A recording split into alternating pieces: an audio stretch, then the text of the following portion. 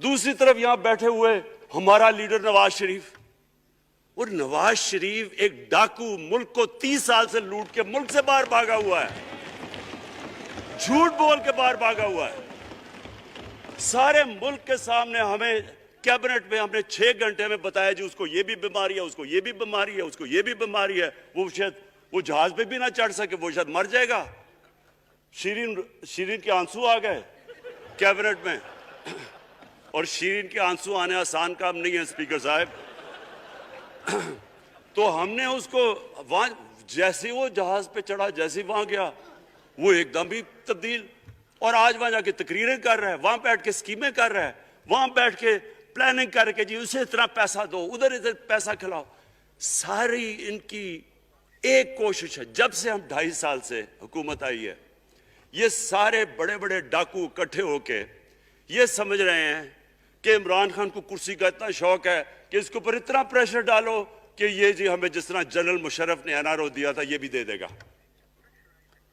General Musharraf, فوج اس کے نیچے، عدلیہ اس کے کنٹرول میں، ساری کیونکہ میں ادھر ممبر پارلیمنٹ تھا اپوزیشن نہ ہونے کے برابر، جو اپوزیشن کے اندر جو مین آدمی تھا فضل الرحمان، وہ اس کے ساتھ ملا ہوا تھا، وہ 2 نمبر ہمیشہ سے تھا، رائٹ جا رہا ہے اس سینٹ الیکشن میں۔ اور مجھے حیرت ہوئی کہ الیکشن کمیشن کہتا ہے کہ جی یہ تو پتہ نہیں کوئی ہم آزاد انسٹیٹیوشن ہے یا میں ان کی کوئی آزادی کے اوپر لے رہا تھا، یا جی بڑا زبردست الیکشن، اچھا کہتے جی بڑا اچھا الیکشن کروایا۔ یہ مجھے اور اس سے تو مجھے اور صدمہ ہوا ہے کہ اگر یہ الیکشن اچھا آپ نے کروایا ہے تو پتہ نہیں برا الیکشن کیا ہوتا ہے۔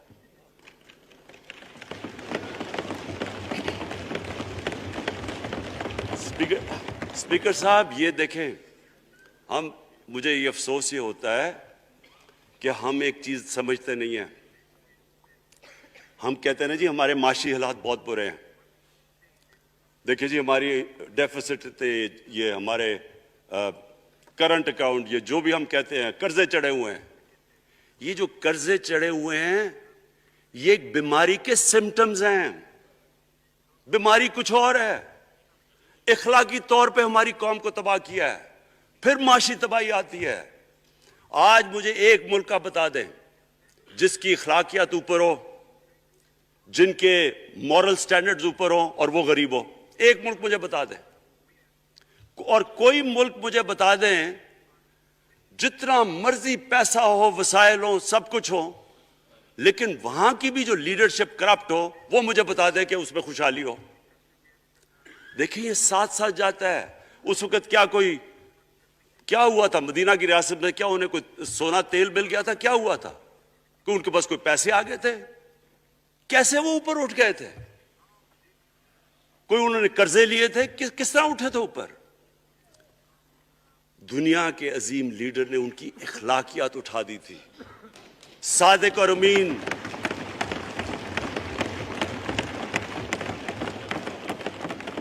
ایک قوم انہوں نے ہمیں بتایا، ہمیں قرآن میں اللہ حکم کرتا ہے کہ ان کی سنت پہ چلو۔ اللہ جب ہمیں کہتا ہے ان کی سنت پہ چلو، کیا ہم اللہ کو کوئی فائدہ پہنچا سکتے ہیں؟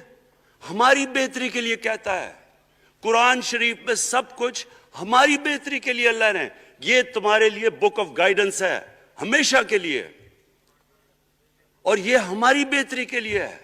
تو وہ جب ہمیں کہتا ہے کہ نبی صلی اللہ علیہ وسلم کے راستے پہ چلو، وہ ہماری بہتری کے لیے کہتا ہے۔ اور میں جس نے اس عمر میں ساری دنیا دیکھ لی ہے، اسپیکر صاحب میں آپ کو بتاؤں مجھے تکلیف ہوتی ہے دیکھ کے، جب میں یہ مغربی ملکوں میں جاتا ہوں، اسکینڈینیویا میں، سوئٹزرلینڈ میں، آپ وہاں کے اخلاقی سٹینڈرڈز دیکھیں، ان کی مورل سٹینڈنگز دیکھیں، شرم آئے گی آپ کو کہ جو ہمارے ملک میں ہو رہا ہے۔ اور یہ جو سینٹ کا الیکشن ہوا ہے، آپ کو افسوس ہوگا کہ ہم وہ کس کی امت ہیں، ہم کس کی امت ہیں، کس کے نام پہ پاکستان کا مطلب کیا، لا الہ الا اللہ، اس پہ یہ ہمارا ملک بنا تھا۔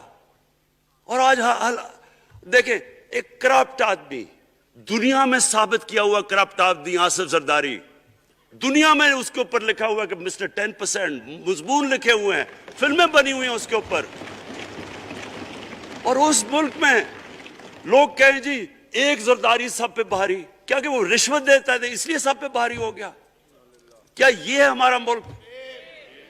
دوسری طرف دیکھیں، دوسری طرف یہاں بیٹھے ہوئے ہمارا لیڈر نواز شریف. اور نواز شریف ایک ڈاکو، ملک کو 30 سال سے لوٹ کے ملک سے باہر بھاگا ہوا ہے، جھوٹ بول کے باہر بھاگا ہوا ہے. سارے ملک کے سامنے ہمیں کیبنٹ میں ہم نے 6 گھنٹے میں بتایا جی اس کو یہ بھی بیماری ہے، اس کو یہ بھی بیماری ہے، اس کو یہ بھی بیماری ہے. وہ شاید وہ جہاز پہ بھی نہ چڑھ سکے، وہ شاید مر جائے گا. شیرین کے آنسو آ گئے کیبنٹ میں. اور شیرین کے آنسو آنے آسان کام نہیں ہے اسپیکر صاحب. تو ہم نے اس کو وہاں جیسے وہ جہاز پہ چڑھا، جیسے وہاں گیا وہ ایک دم بھی تبدیل. اور آج وہاں جا کے تقریریں کر رہا ہے، وہاں بیٹھ کے سکیمیں کر رہا ہے، وہاں بیٹھ کے پلاننگ کر کے جی اسے اتنا پیسہ دو، ادھر ادھر پیسہ کھلاؤ. ساری ان کی ایک کوشش ہے جب سے ہم 2.5 سال سے حکومت آئی ہے، یہ سارے بڑے بڑے ڈاکو اکٹھے ہو کے یہ سمجھ رہے ہیں کہ عمران خان کو کرسی کا اتنا شوق ہے کہ اس کے اوپر اتنا پریشر ڈالو کہ یہ جی ہمیں جس طرح جنرل مشرف نے NRO دیا تھا یہ بھی دے دے گا. جنرل مشرف، فوج اس کے نیچے، عدلیہ اس کے کنٹرول میں ساری. میں کیونکہ میں ادھر ممبر پارلیمنٹ تھا اپوزیشن نہ ہونے کے برابر. جو اپوزیشن کے اندر جو مین آدمی تھا فضل الرحمان، وہ اس کے ساتھ ملا ہوا تھا، وہ 2 نمبر ہمیشہ سے تھا. رائٹ.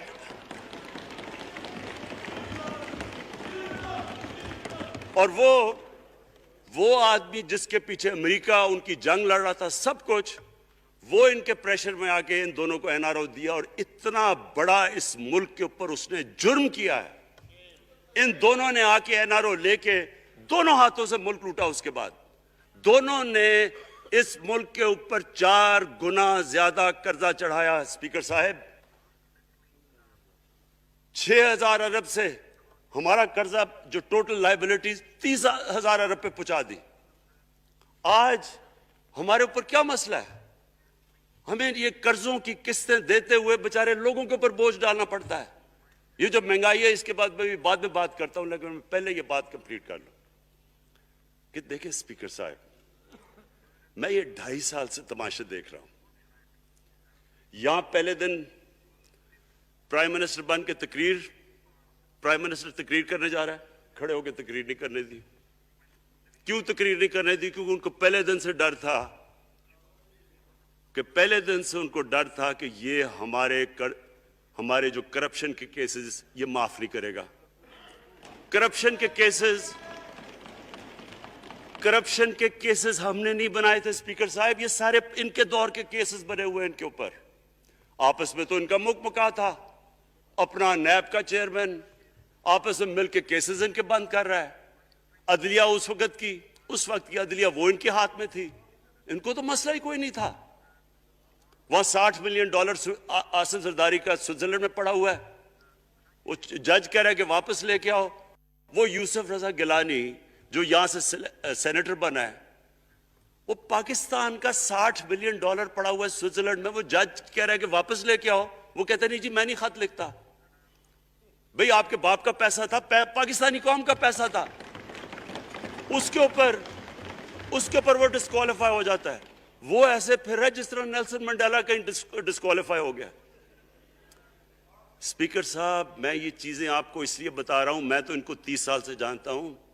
دیکھیں جب تک ہم اس ملک میں اپنی اخلاقیات ٹھیک نہیں کریں گے، مورل سٹینڈرڈز ٹھیک نہیں کریں گے، جب اس طرح کے الیکشن ہوں گے کہ کھل کے پیسہ چل رہا ہے اور ہم کہیں گے نہیں جی وہ پٹواری کیوں پیسے لیتا ہے، تو وہ تھانے دار کیوں پیسے لیتا ہے، وہ سرکاری نوکر، وہ تو بیچارہ جو نچلا طبقہ ہے وہ تو واقعی جس طرح شیخ رشید نے کہا ہے مہنگائی جو بڑی ہے بیچارے لوگوں کی تنخواہ میں گزارا نہیں ہو رہا.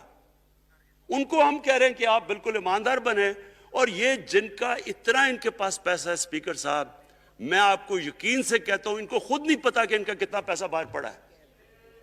اتنے 30 سال سے چوری کر رہے ہیں یہ پیسہ، اور 30 سال سے پیسہ چوری کر کے اب ان کی کوشش یہ ہے کہ عمران خان کے اوپر پریشر ڈالو سارے چور مل کے کہ جی کبھی ہم گورنمنٹ گرا دیں گے، کبھی ہم وہ نکلاتے ہیں وہ۔ آپ سوچیں فیٹف کے اوپر، اب فیٹف ہماری وجہ سے تو نہیں فیٹف پہ ہم گرے لسٹ میں آئے، یہ تو نون لیگ کے دور میں گرے لسٹ میں آئے ہیں۔ اب اگر فیٹف کی بلیک لسٹ میں پاکستان جاتا ہے تو یہاں سب کو پتا ہے کہ سینکشنز لگ جائیں گی، تو آگے مشکل سے ہم نے اکانومی کو سٹیبلائز کیا، مشکل سے۔ اگر بلیک لسٹ میں جاتا ہے تو اکانومی سیدھی نیچے۔ آج جو لوگوں کو مشکل پڑی ہوئی ہے، اور مشکل پڑی ہوئی ہے ہمارے لوگوں کو مہنگائی کی، اس کی وجہ یہ ہے کہ ہمارا روپیہ جو تھا تقریباً 107 روپے کا، آج 160 روپے کا۔ تو جب روپیہ گرتا ہے تو ساری چیزیں باہر سے مہنگی ہو جاتی ہیں، پٹرول، ڈیزل، بجلی۔ اب بجلی کی آدھی بجلی ان سے باقی ڈالر کانٹریکٹس کے اوپر بجلی کے کانٹریکٹ سائن کیے ہوئے ہیں، وہ سب کچھ باہر سے، دالیں مہنگی، جو چیز باہر سے امپورٹ کرتے ہیں، گھی مہنگا، ساری چیزیں مہنگی ہو جاتی ہیں۔ تو یہ سوچ لیں کہ اگر ہمارے اوپر سینکشنز لگ جائیں، اگر ہمارے اوپر فیٹف کی سینکشنز لگ جاتی تو یہ تو آپ تو سوچ ہی نہیں سکتے کہ یہ ملک میں کیا حال ہونا تھا۔ تو ہم اپنے ملک کے لیے فیٹف کی ریکوائرمنٹ پہ لیجسلیشن کروا رہے ہیں، اور انہوں نے جناب اتنا بڑا وہ ذرا پکڑا، اتنا بڑا وہ لا دیا جی، اتنا بڑا جی، یہ 34 شکیں چینج کر دیں نیب میں۔ اب نیب کا فیٹف سے کیا تعلق ہے؟ انہوں نے سمجھا کہ اب عمران خان قابو آ گیا، اب تو یہ ڈر کے فیٹف کی بلیک لسٹ سے، اب تو جناب ہمیں یہ 34 شکیں سائن کر کے تو نیب کو ختم کر دے گا۔ مطلب یہ کہ صرف ان کی چوری کے کیسز ختم ہو جائے، بس 1 پوائنٹ ایجنڈا ان کا۔